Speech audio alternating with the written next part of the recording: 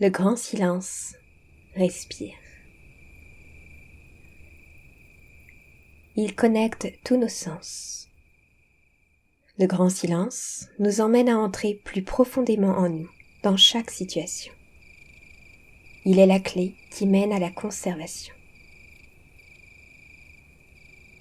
Dans le grand silence, vous pouvez aller à la rencontre de votre éternité, trouver votre éternité, contacter votre éternité. Et la paix. Le grand silence nous dit que nous sommes une partie de l'Éternel qui explore des formes denses soumises à des perturbations.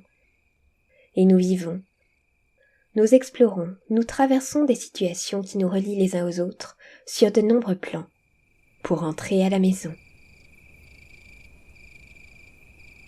Il est le guide qui nous relie à la conscience d'éternité, au-delà de tout jugement ou de la peur. Si nous écoutons le silence, nous nous offrons l'un des outils les plus grands, les plus purs, les plus puissants, inconcevables pour l'être humain comme nous l'envisageons ici. Le grand silence nous met face aux réalités, faciles et difficiles. Il nous emmène à voir au-delà de nous-mêmes. La beauté de l'aurore, l'éternité dans une goutte de pluie, les vertes contrées sauvages et les trépignants équidés pleins de vie. La vie dans tous ses états, dans tout l'espace et le temps indéfini, et au-delà.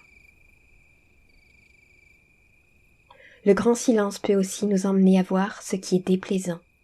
Il peut nous aider à faire face à l'insensé, faire face aux doutes, aux frustrations ou au chaos.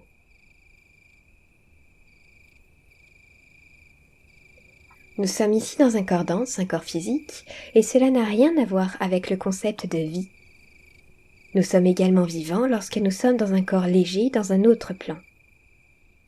Ce qui fait que nous restons en vie, ce sont nos choix.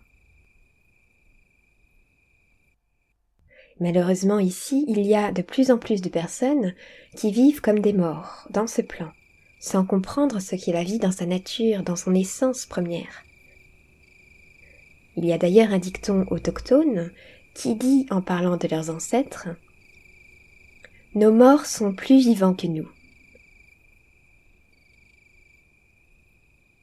C'est une manière de dire, de formuler le fait que les humains aujourd'hui ont des occupations qui les éloignent d'eux-mêmes, qu'ils sont nombreux à prendre des décisions instinctives, impulsées, qui vont à l'encontre de leur véritable bien-être, et qu'ils restent aveuglés aux conséquences entraînées.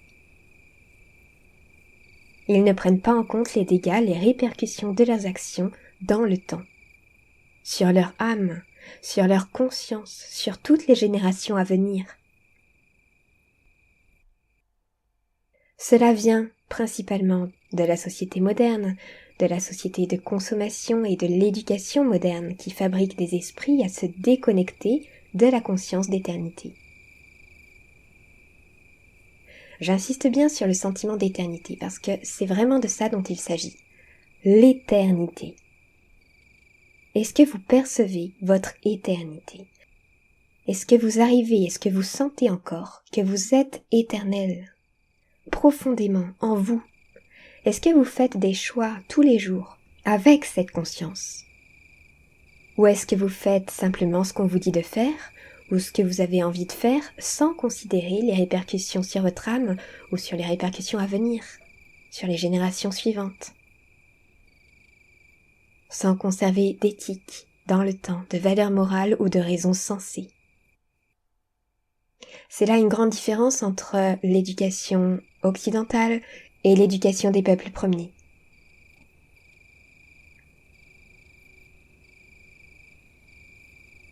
Alors, nous allons pouvoir développer cela dans les questions.